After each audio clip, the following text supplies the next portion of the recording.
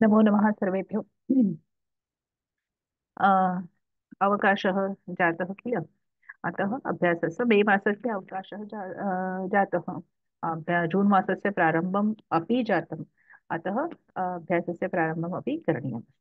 अधुना अस्मिन् चलच्चित्रे वयं किं कुर्मः। वयं संस्कृतभारत्याः शिक्षायाः पुस्तकस्य द्वितीयस्य पाठस्य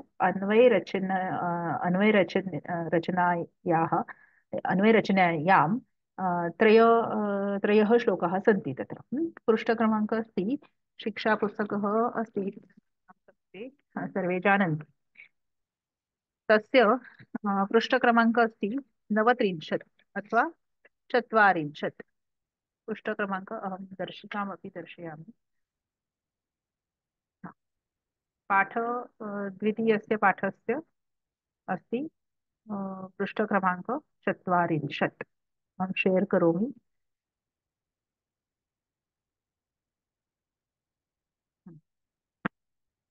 तत्र श्लोकत्रयम् अस्ति। तत्र अन्वयरचना तत्र तत्र करणीया अस्ति। अहं दर्शिका दृश्यते अत्र। पृष्ठक्रमाङ्क 40। प्रथमं श्लोकमस्ति। दृष्ट्वा तु पाण्डवानीकं व्यूढं दुर्योधनस्तदा आचार्यमुपसङ्गम्य राजा ब्रवीत्। अत्र पदविभागं तु दत्तः अस्ति। दृष्ट्वा तु पाण्डवानीकं व्यूढं दुर्योधनः तदा आचार्यम् उपसङ्गम्य राजा वचनम् अब्रवीत्। सन्धि अपि अत्र केवलं पाण्डवानीकं पाण्डवयोग अनीकम्। अत्र अयोग अत्र सवर्णदीर्घसन्धि अस्ति। पाण्डवानीकं दुर्योधनः योग तथा अत्र विसर्गसन्धि अस्ति। विसर्गस्य सकारः भवति दुर्योधनस्तदा। केवलं द्वौ सन्धि अत्र स्तः। अतः तात्पर्यम् अनन्तरं वयं पश्यामः। प्रथमं वाक्यविश्लेषणं कुर्मः। वाक्यविश्लेषणं मध्ये किमस्ति। अत्र क्रियापदं किमस्ति। अब्रवीत् एकमेव क्रियापदस्ति अब्रवीत्। लङ् लकारे ब्रू धातोः लङ् लकार प्रथम पुरुष एकवचन अब्रवीत् म्हणजे म्हणाला। कः अब्रवीत्। दुर्योधनः अब्रवीत्। इथे कोण दिसते प्रथमा विभक्त्यान्त किं रूपाणि सन्ति।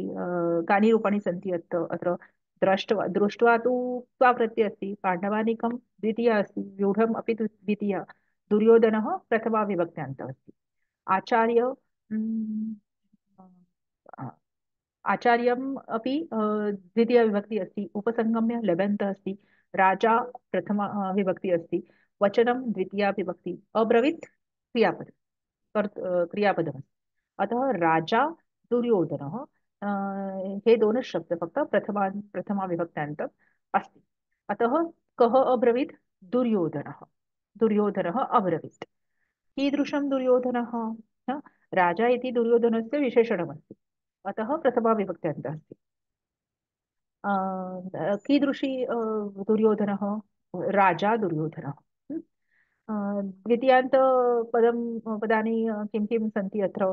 पाण्डवानीकं व्यूढम् आचार्यं वचनम् इति चत्वारः शब्दाः अत्र द्वितीया विभक्त्यान्तम् अस्ति। आता आपण असं म्हणू शकतो की त्याच्यानंतर त्वांत रूपे दोन आहेत। त्वांत एक आहे दृष्ट्वा हे त्वांत आहे आणि लबंत कुठं आहे उपसंगम्य। हं? एक हा हे हा. आणि ह्याच्यामध्ये अव्यय बाकी काय राहिले आता. तू आणि तदा हे दोन अव्यय आहेत. आता आपल्याला अन्वय रचना किंवा जर वाक्य रचना करायची असेल तर अब्रवीत इति क्रियापदम् अस्ति। कः अब्रवीत। दुर्योधनः अब्रवीत। कीदृशी दुर्योधनः। राजा दुर्योधन। द्वितीया विभक्तीचं हे पडायचं असेल तर किम अब्रवीत वचनम अब्रवीत। हं? त्याच्यानंतर किम कृत्वा अब्रवीत। किम कृत्वा म्हणजे वचनम अब्रवीत म्हणजे तो वचन त्याला म्हणाला। काय केल्यानंतर म्हणाला तर उपसंगम्य। उपसंगम्य वचनम अब्रवीत। कम उपसंगम्य. कम उपसंगम्य म्हणजे म्हणजे जवळ जाऊन बोलला. कोणाच्या जवळ जाऊन बोलला? कम उपसंगम्य आचार्यम उपसंगम्य. थोडस बोलला. म्हणजे आता एक उपसंगम्य वचनम अब्रवीत इति सम्यक असते, किंतु अन्य किम कृत्वा वचनम अब्रवीत, म्हणजे अजून काय करून बोलला? दृष्ट्वा. त्वांत आहे ना, त्वांत लबंताचा अर्थ एकच असतो. त्यामुळे दृष्ट्वा. दृष्ट्वा वचनम अब्रवीत. हं? आता दृष्ट्वा काय बघून, पुन्हा किम दृष्ट्वा, म्हणजे असे हे एकाला एक लागून प्रश्न येतात. काय बघून? किम दृष्ट्वा? पांडवानिकम. पांडवानिकम दृष्ट्वा राजा दुर्योधन वचनम अब्रवीत. आता हे वाक्य झालं. त्याच्यानंतर आता काय काय झालं? दृष्ट्वा झालं, तू तो अव्यय आहे. पांडवांकडे झालं, व्यूढम झालं. हा. तो कदा अब्रवीत, दुर्योधन झालं. कदा अब्रवीत? तदा. हं? तेव्हा म्हणाला, असं. आता हे सगळी उत्तरं पांडवानिकम व्यूढम हे कम अब्रवीत मध्ये झालं. पांडवानिकम किंवा पांडवांच्या काय बघून, कीदृशम पांडवानिकम. हा हा एक प्रश्न राहिला त्याच्यात. कम दृष्ट्वा तर पांडवानिकम दृष्ट्वा. आणि कीदृशम पांडवानिकम व्यूढम पांडवानी, म्हणजे व्यूढामध्ये असलेले किंवा व्यूढ सहित असलेले पांडवानिक. त्यामुळे पांडवानिकम हे काय म्हणू आपण त्याला, द्वितीय एकवचन आहे, म्हणून व्यूढ. व्यूढ अवस्थेमध्ये असलेले म्हणजे व्यूढ, त्यांनी व्यूहरचनेमध्ये किंवा व्यूहरचना केलेले पांडव पाहून, असं आहे ते. म्हणून व्यूढ पांडवानिकमची पण द्वितीय एकवचन आहे, म्हणून व्यूढम. व्यूढ हे पांडवानिकमचं विशेषण आहे, म्हणून त्याची पण द्वितीय एकवचन आहे. आता हे असं आपण सगळं बघितलं. आता ह्याच्यानंतर आपण त्याचा अन्वय करू शकतो. तर अन्वय आपण कसा करू शकतो, की व्यूढम पांडवानिकम तू दृष्ट्वा. व्यूढ अवस्थेमध्ये किंवा व्यूढ स्थितीत असलेले पांडवांना पाहून, आधी मी अन्वय सांगते. व्यूढम पांडवानिकम तू दृष्ट्वा तदा राजा दुर्योधन आचार्यम उपसंगम्य. कंसामध्ये एतत असं म्हणू शकता, कारण हे वचन म्हणाला असं आहे ना, तर एतत शब्द इथे नाहीये, त्यामुळे कंसामध्ये एतत टाकू शकता. एतत वचनम अब्रवीत. पुन्हा एकदा सांगते. अन्वय. व्यूढम पांडवानिकम तू दृष्ट्वा तदा राजा दुर्योधनः आचार्यम उपसंगम्य कंसामध्ये आवरणे एतत् वचनम अब्रवीत. एतत् शब्द कंसामध्ये लिहायचा, वचनम अब्रवीत इति अन्वयः. अर्थ किमस्ति अत्र? व्यूढम पांडवानिकम तू दृष्ट्वा, म्हणजे व्यूढ अवस्थेमध्ये असलेल्या पांडवांना पाहून, पांडवादिकांना, अनिकम आहे ना, पांडवादिकांना पाहून, तदा म्हणजे तेव्हा, राजा दुर्योधन, राजा दुर्योधन आचार्यम उपसंगम, म्हणजे आचार्यांच्या जवळ जाऊन वचन, हे म्हणू शकता तुम्ही, हे वचन म्हणाला, असा त्याचा आपल्याला अर्थ, तात्पर्य लागू शकतो. कथम् अधुना वयं द्वितीयं श्लोकं, द्वितीयस्य श्लोकस्य अध्ययनं करणीयम्। द्वितीयं श्लोकमस्ति, अत्र पश्यतु। पश्यैतां पाण्डुपुत्राणाम् आचार्यं महतीं चमुम्, आचार्य महतीं चमुम्, क्षम्यताम्, व्यूढां द्रुपदपुत्रेण तव शिष्येण धीमता। आता इथे काय आहे, की पदविभाग आधी बघूया आपण, की पश्य. पश्य म्हणजे पहा. पदविभागाने प्रतिपदा ते एकदमच बघूया आपण. पश्य. पश्य म्हणजे पहा. पश्य लोट लकार दृश्यपश्य धातू हो, लोट लकार मध्यम पुरुष एक वचन, की तू पहा किंवा तुम्ही पहा, असं. पश्य पहा. काय? एताम ही. हं? हिला पहा. एताम. एतद सर्वनामस्य स्त्रीलिंगी द्वितीय एकवचन. एताम हिला पहा. काय? पांडुपुत्राणां. पांडुपुत्रांच्या षष्टी बहुवचन. पांडुपुत्रांची असं म्हण. आचार्य हे संबोधन आहे, हे आचार्य. महतीम मोठी, मोठी बृहत अशी. चमू. चमू ह्रस्व शब्द दीर्घ उकारांत स्त्रीलिंगी शब्द चमू. चमू म्हणजे ग्रुप किंवा एक ती. चमू हा स्त्रीलिंगी शब्द आहे संस्कृत. तर चमू हा ग्रुप किंवा हा समूह. व्यूढा. व्यूढ. चमू आहे, म्हणजे चमू ही स्त्रीलिंगी आहे, म्हणून व्यूढ पण स्त्रीलिंगी आहे, त्याचं विशेषण आहे ऍक्च्युली. म्हणून ते स्त्रीलिंगीमध्ये द्वितीय एकवचन आहे. म्हणून व्यूढाम म्हणजे महतीम आणि व्यूढाम हे चमूचं विशेषण आहे. आणि चमू स्त्रीलिंगी शब्द असल्यामुळे व्यूढ हा शब्द पण स्त्रीलिंगी चालवले आहे. व्यूढाम द्रुपद पुत्र, द्रुपदाच्या पुत्राने किंवा त्यांनी हे केले आहे. तव म्हणजे तुमच्या किंवा तुझ्या शिष्येन म्हणजे शिष्याने धीमता धीमत आहे तकारांत पुल्लिंगी शब्द धीमत तसे तृतीय एकवचन. त्यामुळे द्रुपद पुत्राची ही सगळी वैशेषण आहेत. शिष्येण धीमता त्यामुळे ही तृतीय एकवचनात आहे. अस्तु अत्र सन्धि केवलम् एकः सन्धि अस्ति अत्र पश्येताम् पश्य योग एताम् अ योग ए ऐ भवति वृद्धि सन्धि अस्ति पश्यैताम्. आता तात्पर्य अनन्तरं पश्यामः. प्रथमं वाक्यविश्लेषणं कुर्मः. अत्र पश्यैतां पाण्डुपुत्राणाम् आचार्य महतीं चमुं व्यूढां द्रुपदपुत्रेण तव शिष्येण धीमता. अत्र द्वौ वाक्यौ स्तः अत्र. प्रथमं वाक्यमस्ति पश्य, द्वौ क्रियापदौ स्तः अत्र. पश्य आणि एक अन्य क्रियापद अस्ति रचयिताम्. ते रचयिताम् इति अध्यरुत् अस्ति. प्रथमं वाक्यमस्ति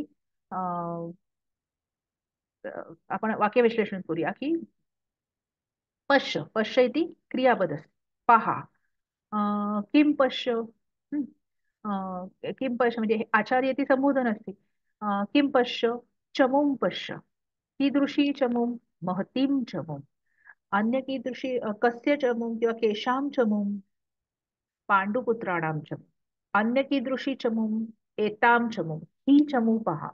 अत्र एताम आणि महती ही दोन विशेषण आहेत चमूसाठी दिलेली महती आणि एताम. अतः आता पहिलं आपण म्हणू शकतो की पहिला अन्वय करू शकतो की हे आचार्य पांडुपुत्राणाम एताम महतीम चमूम पश्य. तात्पर्य पण इथे सांगून टाकते की हे आचार्य पांडुपुत्रांची ही महान किंवा मोठा समूह पहा. आता समूह हा मराठीत पुल्लिंगी असतो परंतु चमू हा शब्द संस्कृतमध्ये स्त्रीलिंगी आहे. त्यामुळे हा काय म्हणू आपण त्याला हे पहा समूह पहा असं तो म्हणतो आहे. आणि आणखीन तो त्या समूहाबद्दल सांगतो आहे की व्यूढाम द्रुपद पुत्रेण तव शिष्येण धीमता. आता ह्याचा अन्वय कसा करायचा की तव अ, तव धीमता तव धीमता शिष्येन द्रुपदपुत्रेण व्यूढाम रचयिताम. ओके रचयिताम हे कंसामध्ये लिहायचं कारण ते इथे आलेलं नाही की तुमच्या तुमच्याच धीमता म्हणजे बुद्धिमान धीमता शिष्येन हे द्रुपदपुत्राचे विशेषण आहे. तुमच्याच बुद्धिमान शिष्याने द्रुपदपुत्राने म्हणजे त्याचं नाव काय द्रुपदपुत्राचं प्रद्युम्न नाही आमना स्वरामी होतो ना द्रौपदी आणि त्याचा भाऊ असतो नवस्वरामी आहोत त्या द्रुपदपुत्राने रचलेली ही आहे. व्यूढाम रचयिताम अस्ति रचयिताम अस्ति हे कंसामध्ये येणार आहे की ही रचलेली आहे. म्हणजे ही जी चमू किंवा हा जो समूह आहे हा तुमच्या बुद्धिमान शिष्य पुत्रानेच रचलेली आहे. अतः रचयिता रचयिताम अस्ति इति अध्यरुत क्रियापद असते अत्र. त्यामुळे ही रचलेली आहे असं त्याला म्हणायचं आहे. दुसऱ्या ह्याचं तुम्ही जर वाक्य विश्लेषण करायचं झालं तर असं करू शकता की रचलेली आहे हे अध्यरूत आहे. त्यामुळे आणि इथे थोडंसं कसं आहे की कर्मणी प्रयोग आहे हा कर्ता तृतीयमध्ये आहे त्यामुळे कर्मणी प्रयोग आहे. तर केन रचयिता द्रुपदपुत्रेण कीदृशी द्रुपदपुत्रेण शिष्येन अन्य कीदृशी द्रुपदपुत्रेण धीमत कस्य काय म्हणू आपण त्याला कस्य शिष्य तर तव शिष्य तुमचा आणि ती रचलेली आहे असं आपण इथे म्हणू शकतो. आणि त्याचा अन्वय आणि मी परत एकदा म्हटलं सांगते पूर्ण याचा. हे आचार्य पांडुपुत्राणाम एताम महतीम चमुम पश्य तव धीमता शिष्येन द्रुपदपुत्रेण व्यूढाम रचयिता अस्ति रचयिता अस्ति कंसामध्ये. त्यामुळे हे आचार्य पांडुपुत्रांची ही महान चमू किंवा हा महान समूह पहा तुमच्या बुद्धिमान शिष्य द्रुपदपुत्रानेच ही रचलेली आहे. तर त्याचा आपण तात्पर्य किंवा अर्थ लावू शकतो. अन्य अस्ति तृतीयम् अस्ति तृतीयं तु बहु सुलभमस्ति अन्वय श्लोकम् अत्र शूरा महेश्वासा भीमार्जुनसमायुधि युयुधानो विराटश्च द्रुपदश्च महारथः. अत्र पदविभागः दत्तः अस्ति अत्र शूराः महेश्वासाः भीमार्जुनसमाः युधि युयुधानः विराटः च द्रुपदः च महारथः. संधी इथे सगळे विसर्ग संधी आहेत. शूराः महेश्वासाः विसर्गलोप संधी झाले. महेश्वासाः भीमार्जुनसमाः युधि युयुधानः विराटः. अत्र विराटश्च मध्ये विसर्गस्य सकारः भवति. अनन्तरं सकारात् अनन्तरं च अस्ति. अतः श्चुत्वसन्धिः अपि भवति. अतः श भवति तत्र. हं. विराटश्च द्रुपदश्च पहिल्यांदा विसर्गसंधी होऊन तिथे विसर्गाचा सकार होतो. विराटश्च मध्ये विराटः योग च इथे ह्याच्यामध्ये किंवा द्रुपदः योग च ह्याच्यामध्ये आधी क्षम्यतां.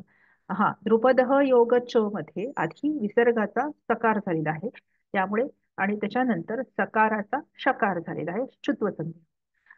तसंच विराटः योग च मध्ये सुद्धा ते पण पहिल्यांदा विसर्ग संधी नंतर शुत्व संधी. अतः आता आपण तात्पर्य नंतर बघूया. खाली आपण हे बघूया आधी की अत्र अस्ति अत्र क्रियापदः अस्ति सन्ति. हं? कः सन्ति? हं? कः सन्ति नाही के सन्ति महेश्वासाः सन्ति. कीदृशी महेश्वासाः शूराः. हं? कीदृशी महेश्वासाः भीमार्जुनसमाः. त्याच्यानंतर कुत्र अस्ति ते अत्र कुत्र सन्ति ते अत्र सन्ति. हं? कुत्र सन्ति ते युधी सन्ति अत्र युधी सन्ति.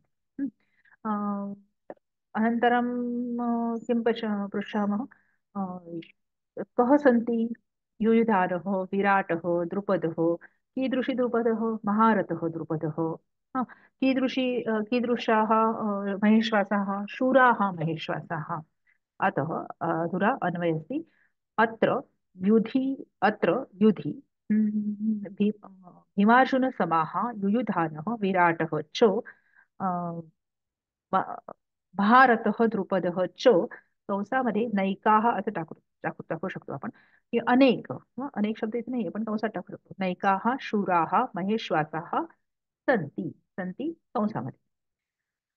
तात्पर्य सांगते म्हणजे अत्र युधी म्हणजे इथे युद्धामध्ये भीमार्जुन समाहा भीम अर्जुनासारखे युयुधानः विराटः च युयुधान विराट महारथः द्रुपदः महारथी द्रुपदः सारखे आहे हे च नैकाः म्हणजे नैकाः कंसामध्ये अनेक शूराः महेश्वासाः म्हणजे असे अनेक शूर वीर योद्धे. महेश्वासा इत्युक्ते योद्धा. महेश्वास महेश्वास महेश्वासा इत्युक्ते योद्धा. महेश्वासाः म्हणजे असे अनेक आणि प्रथमा बहुवचन आहे ते त्यामुळे महेश्वासाः सन्ति आहेत. एवं प्रकारेण वयं तृतीयं स्वाक्षर करोमि. एवं प्रकारेण वयं किं कुर्मः तृतीय त्रयाणाम् अन्वयश्लोकानां वयम् अभ्यासं कुर्मः. अग्रिमे चलचित्रे वयं सन्देहे अभ्यासक्रमम् अथवा तृतीयस्य पाठस्य अभ्यासक्रमं वयं कुर्मः. धन्यवादः.